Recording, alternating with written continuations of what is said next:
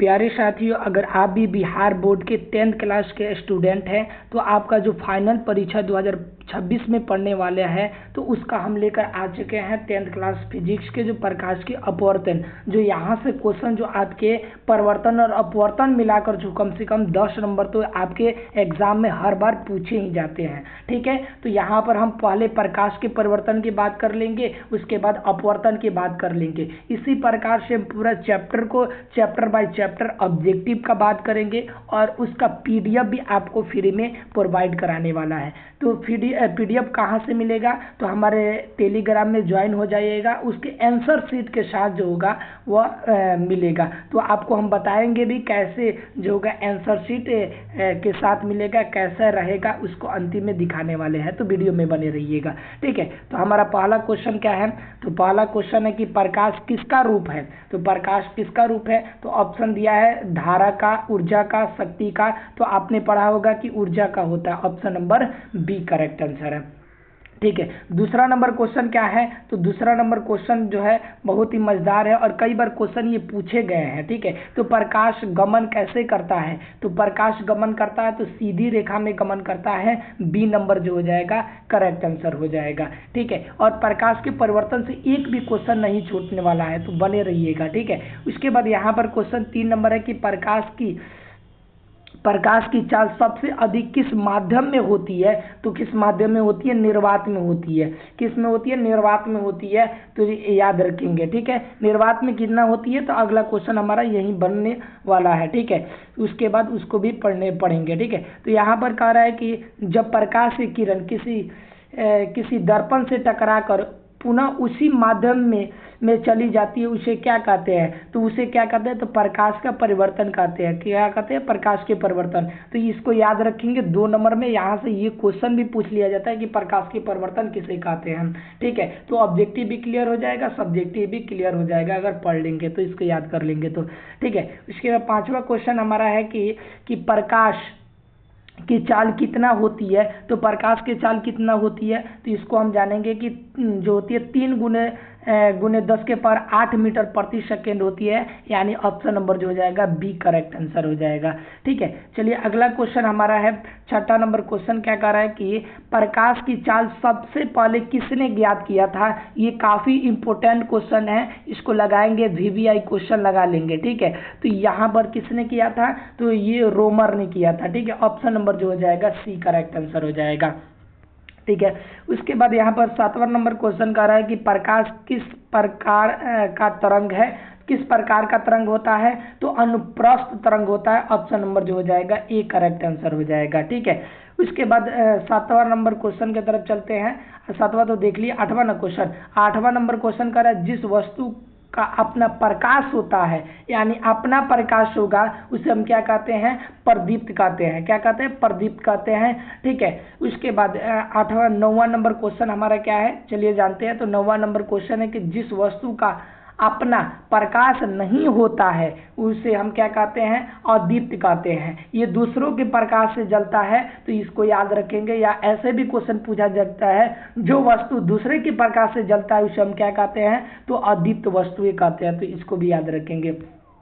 ठीक है, उसके बाद हम जानेंगे कि 10 नंबर क्वेश्चन क्या है। तो 10 नंबर क्वेश्चन कह रहा है कि वे किरण पुंज जो एक बिंदु से निकलकर फैलती है उसे हम क्या कहते हैं? एक किरण से जो हो जाएगा निकल कर फैलेगा उसे हम क्या कहते हैं? तो उसे जो हम कहते हैं अभिसारी किरण पुंज कहते हैं। क्या कहते हैं? अभिसारी किरण पुंज कहते हैं। इसको याद रखेंगे। ठीक है, जैसे कि इसका एग्जाम्पल क्या हो जाएगा? सूर्य हो जाएगा। ठीक है, सूर्य जो सबसे मोस्ट इंपोर्टेंट जो हो जाएगा एग्जाम्पल हो जाएगा। उसके बाद यहाँ पर 11 नंबर क्वेश्चन क्या कह रहा है कि थोड़ा देख लेते हैं कि 11 नंबर क्वेश्चन क्या कह रहा है। वैसा किरण पुंज जो भिन्न भिन्न दिशाओं से आकर, यानी विभिन्न दिशाओं से आकर क्या हो जाएगी? एक बिंदु पर मिलेगी, उसी को हम क्या कहेंगे? उसे अभिसारी किरण पुंज कहते हैं। ऑप्शन नंबर जो हो जाएगा सी नंबर करेक्ट आंसर हो जाएगा। ठीक है, यहाँ पर कह रहा है कि जो किरण वैसा किरण पुंज जो एक दूसरे के समानांतर होते हैं, यानी एक दूसरे के क्या होंगे? समानांतर होंगे, तो उसी को हम क्या कहेंगे? समानांतर किरण पुंज कहेंगे। तो यहाँ पर हमने अभिसारी जान लिया, अपसारी, अभिसारी, उसके बाद समानांतर, ये 3 किरण पुंज होती है। और किरण पुंज क्या होता है तो इसको भी जान लेते हैं। किरण पुंज क्या होती है तो किरणों के समूह को किरण पुंज कहते हैं। ये 2025 में क्वेश्चन पूछा गया था आपके, तो यहाँ पर याद रखेंगे किरणों के समूह को किरण पुंज कहते हैं। और ये 3 प्रकार के होते हैं, समानांतर किरण पुंज, अपसारी किरण पुंज, अभिसारी किरण पुंज, और ये हमने तीनों की भी व्याख्या कर दी है। तो इसको याद रखिएगा, यहाँ से एग्जाम में 2025 में पूछा गया था, ठीक है। उसके बाद क्वेश्चन यहाँ पर क्या कर रहा है, यहाँ पर यार, हाँ यहाँ पर क्वेश्चन है, ये थोड़ा अलग हो गया ना। यहाँ पर क्वेश्चन है कि आपतन कोण किसके बराबर होता है। तो आपतन कोण किसके बराबर होता है तो हम जाते हैं कि आपतन कोण परिवर्तन कोण के बराबर होता है। तो हमारा जो हो जाएगा यहाँ पर जो होना चाहिए सी नंबर हो गया होना चाहिए, ठीक है। तो सी नंबर जो हमारा करेक्ट आंसर है, ठीक है। उसके बाद यहाँ पर हम 14 नंबर क्वेश्चन देखेंगे। कह रहा है कि अगर आपतन कोण 60 डिग्री का है तो परिवर्तन कोण कितने डिग्री का है। तो यहाँ पर काफी इंपोर्टेंट क्वेश्चन है। तो हमने अभी क्या पढ़ा है कि परिवर्तन कोण आपतन कोण परिवर्तन कोण के बराबर होता है, यानी जो कोण आई जो होता है कोण आर के बराबर होता है, ठीक है। अब कोण आर दिया हुआ है कितना 60 डिग्री, तो किसके बराबर हो जाएगा तो इसके बराबर होता है, तो ये भी 60 डिग्री हो जाएगा, यानी ये नंबर करेक्ट आंसर है, ठीक है। उसके बाद हम 15 नंबर क्वेश्चन देखते हैं यहाँ पर कि 15 नंबर क्वेश्चन, श्वेत प्रकाश के कितने रंग होते हैं। श्वेत प्रकाश में कितने रंग होते हैं तो श्वेत माने 7 रंग होते हैं। तो इसको याद रखेंगे, ये नंबर करेक्ट आंसर है। कह रहा है कि 16 नंबर क्वेश्चन जो है, कह रहा है वह तंत्र जिससे छोटी वस्तुओं को बड़ा करके दिखाता है उसे हम क्या कहते हैं, छोटी वस्तुओं होगा उसे हम क्या करेगा बड़ा करके दिखाएगा, उसे हम क्या कहते हैं सूक्ष्मदर्शी कहते हैं, ठीक है। तो उसे हम बी करेक्ट आंसर हो जाएगा, ठीक है। 17 नंबर क्वेश्चन की तरफ चलते हैं। 17 नंबर क्वेश्चन हमारा क्या कर रहा है कि यहाँ पर कहेंगे वह तंत्र जिसमें दूर की वस्तुओं को स्पष्ट देखा जाता है। दूर की वस्तुओं को तो दूरदर्शी कहेंगे, जो छोटी वस्तुओं को दिखाएगा उसे हम क्या कहते हैं सूक्ष्मदर्शी कहेंगे। तो इसको याद रख लेंगे, ठीक है। यहाँ पर जो हमारा क्वेश्चन जो है 18 नंबर कह रहा है जिस दर्पण का परावर्तक सतह बाहर निकला होता है, बाहर निकला रहेगा, तो हम क्या कहेंगे उत्तर, यानी बाहर की तरफ उत्तर रहेगा तो उत्तल दर्पण, यानी उत्तर रहेगा उत्तल दर्पण। तो इसको याद रखेंगे, ठीक है। तो हमारा ए करेक्ट आंसर हो जाएगा, ठीक है। यहाँ पर अब चलते हैं कि 19 नंबर क्वेश्चन क्या है। तो 19 नंबर क्वेश्चन क्या कह रहा है कि परावर्तक सतह अंदर की ओर होती है उसे हम क्या कहते हैं, यानी जिस दर्पण का परावर्तक अंदर की ओर होता है उसे जो हम क्या कहते हैं तो याद रखेंगे उसे जो हम कहते हैं अवतल दर्पण कहते हैं। तो हमारा बी नंबर जो हो जाएगा करेक्ट आंसर हो जाएगा, ठीक है। उसके बाद 19 नंबर क्वेश्चन के चलते हैं। कह रहा है कि जिस दर्पण का परावर्तक सतह अंदर की ओर धंसा होता है, अंदर की ओर धंसा रहेगा, यानी कहने का मतलब क्या हो जाएगा अंदर की ओर धंसा रहेगा उसे अपवर्तक दर्पण कहते हैं, अवतल दर्पण ना अवतल दर्पण कहते हैं। तो ये जो हो जाएगा बी नंबर करेक्ट आंसर हो जाएगा, ठीक है। कह रहा है जिस दर्पण का परावर्तक सतह समतल होता है, परावर्तक सतह समतल होता है उसे हम क्या कहते हैं तो समतल दर्पण कहेंगे। तो इसका करेक्ट आंसर बी हो जाएगा। उसके बाद यहाँ पर हम जानेंगे 22 नंबर क्वेश्चन। कह रहा है जिस दर्पण का उपयोग किसी वस्तु का छोटा सीधा प्रतिबिंब बनाने में किया जाता है तो उसे हम क्या कहते हैं छोटा और सीधा, तो उसे उत्तल दर्पण कहते हैं। ऑप्शन नंबर जो हो जाएगा बी नंबर, जो ये नंबर जो हो जाएगा करेक्ट आंसर हो जाएगा, ठीक है। उसके बाद 23 नंबर क्वेश्चन है कि मोटर गाड़ी के साइड मिरर में किस दर्पण का उपयोग किया जाता है तो अवतल दर्पण का उपयोग किया जाता है, बी नंबर करेक्ट आंसर हो जाएगा। कह रहा है चिकित्सा दर्पण में किस दर्पण का उपयोग किया जाता है तो उसका किसका उपयोग किया जाता है अवतल दर्पण का उपयोग किया जाता है, ए नंबर करेक्ट आंसर हो जाएगा। कह रहा है कि यहाँ पर 25 नंबर क्वेश्चन है दाढ़ी बनाने में, काफी इंपोर्टेंट क्वेश्चन है, याद रखेंगे VBI लगाएंगे। कह रहा है कि ये कई बार क्वेश्चन पूछा गया है, कम से कम जो हो जाएगा 6 बार क्वेश्चन ये पूछा गया आपके एग्जाम में। तो इसका करेक्ट आंसर हो जाएगा अवतल दर्पण को दाढ़ी बनाने में उपयोग किया जाता है, ठीक है। इसका भी याद रखेंगे। उसके बाद हमारा जो 26 नंबर हो गया। अब यहाँ 25 नंबर 26 नंबर क्वेश्चन क्या है, कह रहा है कि मोटर गाड़ी के हेडलाइट बैक में किस दर्पण का उपयोग किया जाता है तो किस दर्पण का उपयोग किया जाता है तो उत्तल दर्पण का उपयोग किया जाता है, ठीक है। तो इसको याद रखेंगे, किस दर्पण का? उत्तल दर्पण का। कह रहा है कि यहाँ पर दर्पण के लंबाई को कहते हैं, दर्पण के लंबाई को क्या कहते हैं? तो द्वारक कहते हैं। तो याद रखेंगे, ये करेक्ट आंसर हो जाएगा। उसके बाद 28 नंबर क्वेश्चन है कि वह रेखा जो वक्रता केंद्र ध्रुव से होकर गुजरती है, वक्रता केंद्र ध्रुव से होकर गुजरेगी, उसको जो हम कहेंगे उसे प्रधान अक्ष कहते हैं। ठीक है, तो ऑप्शन नंबर जो हो जाएगा ए करेक्ट आंसर हो जाएगा।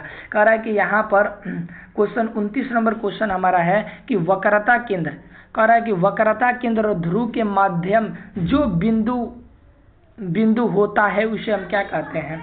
जो होता है उसे हम क्या कहेंगे? तो वह फोकस कहेंगे। तो यहाँ पर जो हो जाएगा फोकस दूरी कहते हैं, वक्रता त्रिज्या कहते हैं, द्वारक कहते हैं। तो वक्र कहते हैं कि ध्रुव के माध्यम में होता है, तो उसे हम क्या कहते हैं? तो उसे जो हम कहते हैं वक्रता त्रिज्या कहते हैं। ठीक है, तो इसको याद रखेंगे। ठीक है, उसके बाद यहाँ पर 30 नंबर हमारा क्वेश्चन है कि अवतल दर्पण में जब वस्तु अनंत पे हो, तो अनंत पे होगी तो कहाँ पर बनेगी? फोकस पर बनेगी। तो ऑप्शन नंबर जो हो जाएगा सी करेक्ट आंसर हो जाएगा। ठीक है, उसके बाद यहाँ पर क्वेश्चन है कि 31 नंबर अवतल दर्पण में जब वस्तु का वक्रता केंद्र पर बढ़ता है तो प्रतिबिंब कहाँ पर बनेगा? तो वस्तु पर जब वक्रता केंद्र पर होगा तो यहाँ पर वस्तु प्रतिबिंब भी वक्रता केंद्र पर बनेगा।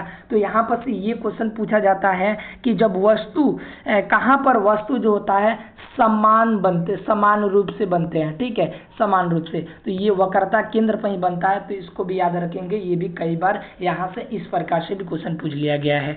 ठीक है, 32 नंबर क्वेश्चन है कि दर्पण में किस प्रकार का प्रतिबिंब बनता है? तो दर्पण में किस प्रकार का प्रतिबिंब बनता है? सीधा और उल्टा, उल्टा और छोटा, सीधा और बड़ा, उल्टा और बड़ा। तो दर्पण कैसा बनता है? तो सीधा और उल्टा बनता है, छोटा बनता है। तो ये हमारा जो हो जाएगा करेक्ट आंसर ए हो जाएगा। ठीक है, इसके बाद चलिए यहाँ पर कह रहा है कि अवतल दर्पण में किस प्रकार का प्रतिबिंब बनता है? तो जो सीधा और यहाँ पर उल्टा और छोटा बनेगा ना। ये क्वेश्चन यहाँ पर हमने देखा था 33 नंबर क्वेश्चन, 32 नंबर क्वेश्चन कि दर्पण में किस प्रकार का प्रतिबिंब बनता है? तो किस प्रकार बनता है? सीधा और छोटा बनेगा। ऑप्शन नंबर जो हो जाएगा ए हो जाएगा। ठीक है, और यहाँ पर जो बनेगा वह बड़ा और छोटा बनेगा। ठीक है, बड़ा और छोटा ऑप्शन दिया है ए, और यहाँ पर जो जाएगा ये सी नंबर सीधा और बड़ा बनेगा। ठीक है, सीधा और बड़ा बनेगा। ठीक है, उसके बाद यहाँ पर कह रहा है कि 34 नंबर क्वेश्चन किसी बिंदु से चलने वाली प्रकाश की किरण दर्पण से परिवर्तन के बाद जिस बिंदु पर मिलती है उसे हम क्या कहते हैं? तो मिलती है तो उसे वास्तविक प्रतिबिंब कहते हैं। ठीक है, और इसी प्रकार से एक और क्वेश्चन है, जब क्या हुआ किसी बिंदु से चलने वाली प्रकाश की किरण दर्पण से परिवर्तन के पश्चात जिस बिंदु से मिलती हुई मालूम पड़ती है उसे हम क्या कहेंगे? मालूम पड़ेगी, यानी कल्पनिक रूप से होगी। तो उसे बी नंबर जो हो जाएगा कल्पनिक प्रतिबिंब हो जाएगा। ठीक है, उसके बाद यहाँ पर क्वेश्चन है कि समतल दर्पण में प्रतिबिंब की प्रवृत्ति क्या होती है? तो ये जो होती है हमारा बी नंबर जो हो जाए, डी नंबर का आभासी और बराबर होती है। ठीक है, उसके बाद 37 नंबर कह रहा है कि गोलीय दर्पण की फोकस दूरी वक्रता त्रिज्या के क्या होती है? आधी होती है, यानी एफ बराबर क्या होती है? r/2 होती है। इस फार्मूला को याद रखिएगा। और एक इम्पोर्टेंट बात है कि इसको जो आप सिद्ध करना सीख लीजिएगा, क्योंकि 5 नंबर में क्वेश्चन ये पूछा जाता है। ठीक है, उसके बाद चलिए यहाँ पर हम बात करेंगे कि 38 नंबर क्वेश्चन हमारा क्या है। तो 38 नंबर क्वेश्चन है कि एक उत्तल दर्पण में बना प्रतिबिंब हमेशा होगा तो क्या होगा? कल्पनिक और हर्षित होगा। ऑप्शन नंबर जो हो जाएगा बी नंबर करेक्ट आंसर हो जाएगा। इसके बाद 39 नंबर क्वेश्चन जो है यहाँ पर दिया है कि ईंट है। ईंट क्या है भाई? अगर कहा जाए कि पारदर्शी है, अपरभाषी है, पारभाषी है, अपारदर्शी है, तो क्या हो जाएगा? ईंट से अगर क्या किया जाएगा, यहाँ पर हम मान लिया जाए टॉर्च से हम बारेंगे तो क्या ये पार कर जाएगा प्रकाश? नहीं कर पाएगा। तो अपारदर्शी पदार्थ कहते हैं, यानी जो प्रकाश को, जो वस्तु प्रकाश से को पार कर जाती है, प्रकाश जिस वस्तु को पार कर जाती है उसे पारदर्शी पारदर्शी कहते हैं, जो नहीं पार करते अपारदर्शी कहते हैं। ठीक है, उसके बाद 40 नंबर क्वेश्चन दिया हुआ है कि एक दर्पण को उसकी फोकस दूरी संख्या फोकस दूरी जो है 20 सेंटीमीटर है, फोकस दूरी जो है 20 सेंटीमीटर है, तो उसकी वक्रता त्रिज्या क्या होती है, वक्रता त्रिज्या। तो अगर 20 सेंटी, एफ बराबर क्या होता है, r/2 होता है, r/2 होता है। तो एफ जो दिया है कितना दिया है, तो एफ जो दिया है 20 सेंटीमीटर, ठीक है। आर जो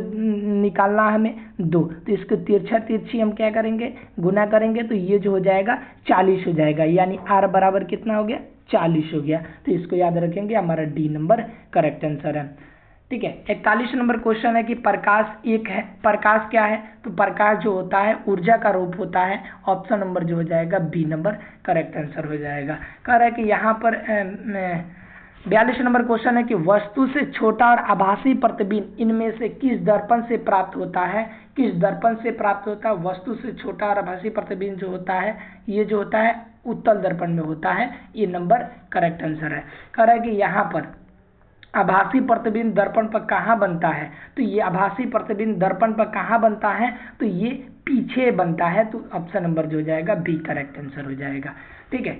उसके बाद यहाँ पर कह रहा है कि 44 नंबर क्वेश्चन कि एक प्रतिबिंब का आकार हमेशा वस्तु के बराबर होता है, तो यहाँ पर क्या होता है, तो समतल दर्पण में होता है। तो हमारा सी नंबर करेक्ट आंसर हो जाएगा, ठीक है। कह रहा है कि जिस प्रकाश से होकर प्रकाश पूर्ण रूप से निकल जाता है, तो अभी बताए थे कि पूर्ण रूप से निकल जाएगा उसे परभाषी, ठीक है, पारदर्शी बताए थे ना, पारदर्शी। ऑप्शन नंबर जो हो जाएगा डी करेक्ट आंसर हो जाएगा। जो आंशिक रूप से निकलता है, याद रखेंगे, आंशिक रूप से निकलता है, आंशिक रूप से निकलता है उसे परभाषी कहते हैं। जो नहीं निकलता है, नहीं निकलता है प्रकाश, उसे अपारदर्शी कहा जाता है, ठीक है। इसको भी याद रखेंगे। कह रहा है कि 46 नंबर क्वेश्चन समतल दर्पण में प्रतिबिंब का आवर्धन होता है, आवर्धन, तो इसको क्या कहा जाता है, एक के बराबर होता है। ऑप्शन नंबर जो हो जाएगा सी नंबर हो जाएगा करेक्ट आंसर।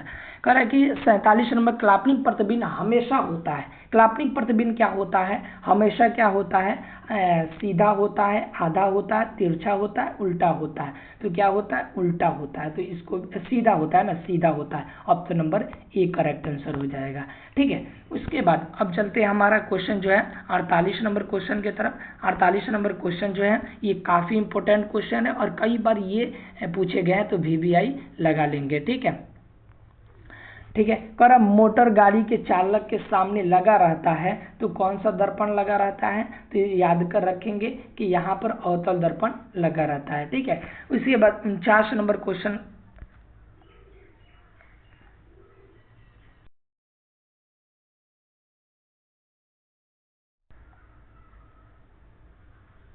नंबर क्वेश्चन की तरफ चलते हैं। तो हमारा 49 नंबर क्वेश्चन है कि प्रकाश के परिवर्तन का नियम, प्रकाश के परिवर्तन का नियम है, तो नियम कौन सा है, तो हमने पढ़ा था कि आपतन कोण परिवर्तन कोण के बराबर होता है, ठीक है। तो ये हमने पढ़ा था। तो ऑप्शन नंबर यहाँ पर देखेंगे सी जो हो जाएगा हमारा करेक्ट आंसर हो जाएगा। यहाँ तक आप वीडियो को वॉच कर लिए हैं, तो एक काम कीजिएगा, इसका जो PDF जो हम देंगे टेलीग्राम के चैनल में दे देंगे, वहाँ से ज्वाइन कर लीजिएगा। और टेलीग्राम का लिंक नहीं भेज रहा है तो कमेंट जरूर कीजिएगा कि PDF आपको हम, ठीक है, टेलीग्राम में प्रोवाइड कर देंगे और नंबर भी जोड़ सकते हैं, ठीक है। तो इसके बाद या तो आपको व्हाट्सएप में, तो चैनल को जरूर सब्सक्राइब करना है, ये ठीक है, इंपॉर्टेंट बात है। आपको प्रकाश के परिवर्तन का भी देंगे, अपवर्तन का भी देंगे, हर चैप्टर का जो ऑब्जेक्टिव वो भी फ्री में देंगे, ठीक है। उसके बाद हमारा 50 नंबर क्वेश्चन अंतिम क्वेश्चन है कि सोलर कुकर में व्यवहार किया जाता है। ये काफ़ी इंपॉर्टेंट क्वेश्चन है, VVI लगाएंगे। तो सोलर कुकर में किस दर्पण का, तो अवतल दर्पण का उपयोग किया जाता है। ऑप्शन नंबर जो जाएगा ए करेक्ट आंसर हो जाएगा, ठीक है। तो अभी तक यहाँ तक आया है तो चैनल को जरूर सब्सक्राइब कीजिएगा और वीडियो को लाइक कर लीजिएगा और अपने दोस्तों के साथ जरूर शेयर कीजिएगा, ठीक है। मिलते हैं नेक्स्ट वीडियो में, धन्यवाद।